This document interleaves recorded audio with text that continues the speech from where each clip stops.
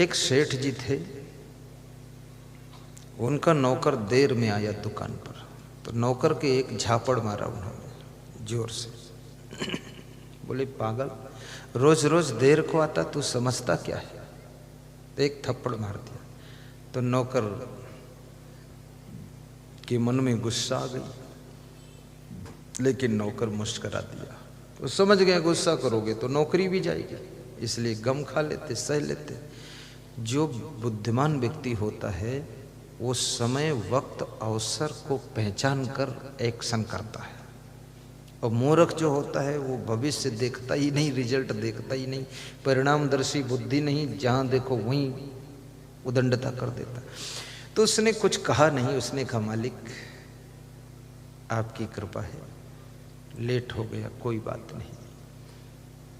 लेकिन वो नौकर जब घर आया तो उसकी गुस्सा तो भरी थी। भोजन खाने बैठा, खा करके उठा तो अपनी पत्नी को एक थप्पड़ मार दिया। गुस्सा वहां की दुकान में थप्पड़ लगा, उसका बदला पत्नी से मिला। और पत्नियों को इसलिए सावधान रहना चाहिए, तुम्हारी गलती हो न हो पर आपको डांट फटकार भी मिल सकती है, और उस डांट फटकार को खाने के लिए तुमको तैयार भी रहना चाहिए, पहले से रेडी रहना चाहिए कि हमारे पति जी आ रहे हैं, कोई नया आइटम ला रहे हैं, तैयार मिल सकती है। क्योंकि आप ही उनके खास हैं, आप ही उनके चीफ हैं, मुख्य हैं, तो आपके ऊपर ना अगर वो जोश उतारेंगे तो किसके ऊपर उतारेंगे? और उनका जोश तुम ही तो सह सकती, और कौन सहेगा? क्योंकि तुम धर्म पत्नी हो, तुम सह कर धर्म निभाती रहेगी, और इधर उधर जोश निकालेंगे तो गड़बड़ ज़्यादा होगा। इसलिए धर्म पत्नी को अपने पति की गुस्सा को भी सह लेना चाहिए। लेकिन उस पत्नी को भी अपने पति से तो कुछ नहीं कहा, लेकिन थोड़ा गुस्सा आया तो उठी, और उठ करके कमरे में गई तो बड़े लड़के के एक थप्पड़ मारा।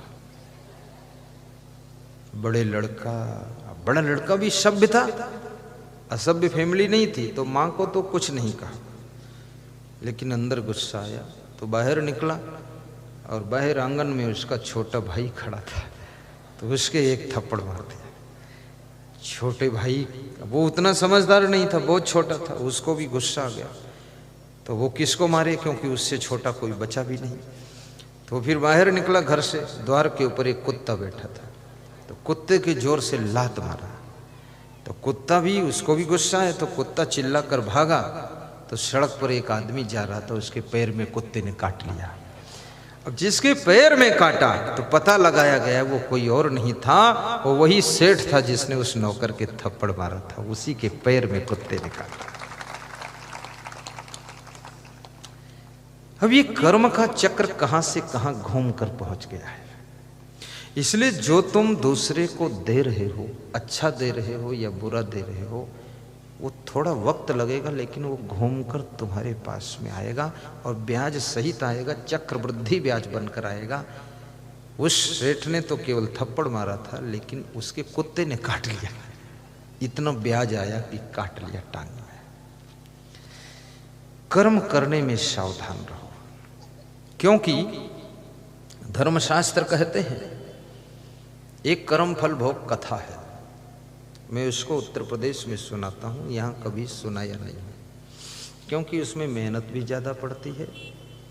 कथा तो अच्छी है, और उस कथा को मैंने एक पुस्तक में लिख दिया है। पुस्तक कर्म फल भोग के नाम से छपी है, कर्म और भाग्य नाम है, शायद क्या है, मिल सकती। तो उसका क्या है, शीर्षक सुना देता हूँ, थोड़ा सैंपल सुना दो।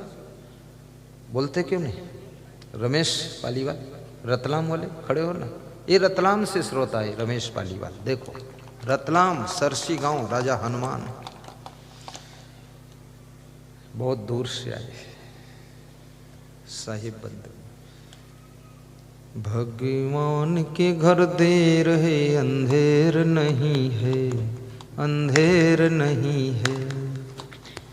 गाओ गाओ माताओं।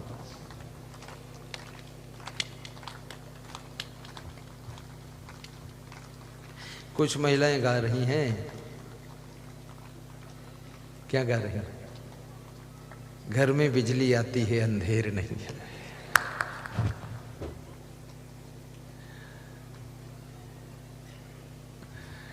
बिजली जब चली जाती है तो फिर देर नहीं है, बिजली के जाने में देर नहीं है। भगवान के घर देर है, अंधेर नहीं है, अंधेर नहीं है।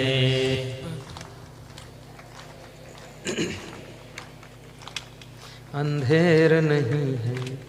कर्मानुसार फल तो सभी मिलता यही है, कर्मानुसार फल तो सभी मिलता यही है। भगवान के घर देर है, अंधेर नहीं है, अंधेर नहीं है। कर्मानुसार फल तो सभी मिलता यही है, मिलता यही है। बहुत अच्छी चौपाई, 3 घंटे की कथा है ये, और पूरी कथा हमें गाना पड़ेगा। वे कहते हैं कि सुन लो मेरा है ये संदेशा, अन्याय को कर्मों से बच के रहना हमेशा, बच के रहना हमेशा। अन्याय को कर्मों से बच के रहना हमेशा, बच के रहना हमेशा।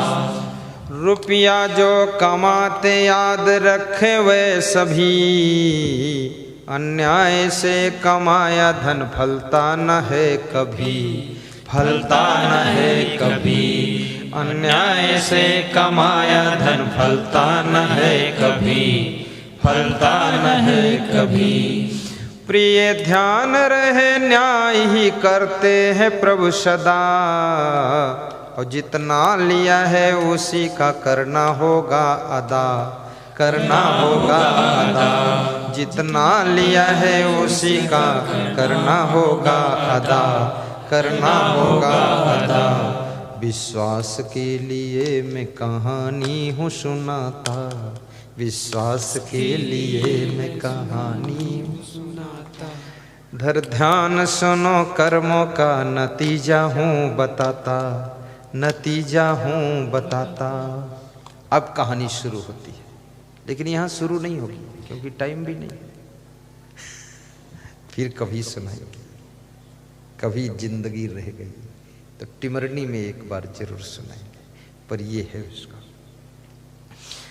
पापों की बेल फूलती और फलती नहीं है, भगवान के घर देर है, अंधेर नहीं है, अंधेर नहीं है। भगवान के घर देर है, अंधेर नहीं है, अंधेर नहीं है। कर्मानुसार फल तो सभी मिलता यही है, कर्मानुसार फल तो सभी मिलता यही है।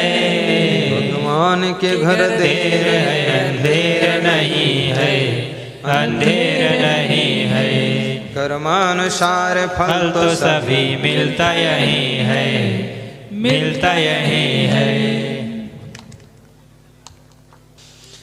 गुरु बिनु ज्ञान न उपजे, नहीं अज्ञान विनाश। बंदो गुरु और देव को, जिनसे भ्रम तम नाश। गुरु के बिना ज्ञान उत्पन्न नहीं होता है, और ज्ञान के बिना मनुष्य को सुख और शांति प्राप्त नहीं होती है।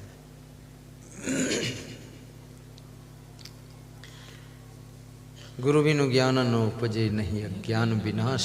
बंदो गुरु और देव को, जिनसे भ्रम तम नाश। गुरु हमारे भ्रम को और अज्ञान रूपी अंधकार को दूर करता है। अज्ञान तिमिरांधस्य ज्ञानांजन शलाकया, गोकारश्च अंधकारस्त रुकारस्त निरोध कृत, अंधकार विनश्चित्वात् गुरुरित्य विधीयते। गुरु उस तत्व का नाम है जो जीव को अज्ञान से ज्ञान की ओर, अंधकार से प्रकाश की ओर, दुख से सुख की ओर, अशांति से शांति की ओर ले जाता है। वो गुरु होता है। क्रोधो वैवस्तो राजा, तृष्णा बैतरणी नदी, और तृष्णा को बैतरणी नदी नीतिकार कहते हैं। जब मरने के बाद तुम बैतरणी नदी से पार होना चाहते हो और गौदान किया जाता है, और गाय के पूंछ को पकड़कर तुम बैतरणी नदी पार होते हो, चाणक्य कहते हैं वास्तविक बैतरणी नदी ये तृष्णा है। तृष्णा को उन्होंने बैतरणी नदी कहा है। और इस तृष्णा रूपी बैतरणी नदी से पार होने के लिए आपको ज्ञान की आवश्यकता है, लोभ को जीतने की आवश्यकता है। तृष्णा लोभ का एक बदला हुआ रूप है। तृष्णा का अर्थ होता है कभी दुनिया का सब कुछ पाने के बाद भी तृप्त न होना, उसका नाम तृष्णा है। प्यास का न बुझना, और चाहिए और चाहिए। तो इस तृष्णा को बैतरणी नदी बताया गया है।